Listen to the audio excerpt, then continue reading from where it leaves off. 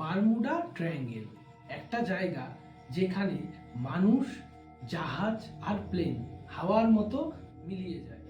এটা কি সত্যি কোনো অদ্ভুত জায়গা, নাকি বিজ্ঞান এর পুরোটাই ভুল ব্যাখ্যা? 1945 সালে ফ্লাইট 19 আর 5টা মিলিটারি বিমান একসঙ্গে মিলিয়ে গেল।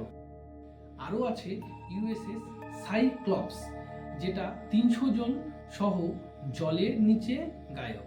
অনেক নাবিক বলেছে কম্পাস ঘুরে যেত, কুয়াশার মধ্যে সব অদৃশ্য হয়ে যেত।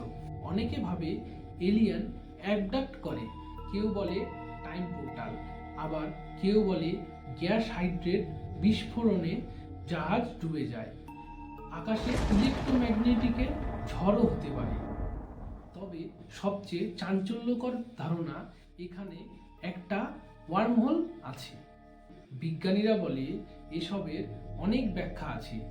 বলা যায় এখানে কম্পাস ভেরিয়েশন হয়, ওয়েদার খারাপ থাকে, আর গলফ স্ট্রিম এবং স্ট্রং কারেন্ট জাহাজ টেনে নিয়ে যায়। নেভি বলে ওখানে কোনো ভয়ঙ্কর রহস্য নেই।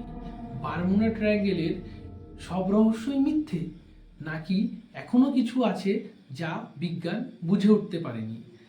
আপনি কি মনে করেন? এরকম অদ্ভুত বিষয় জানতে অবশ্যই সাবস্ক্রাইব করুন।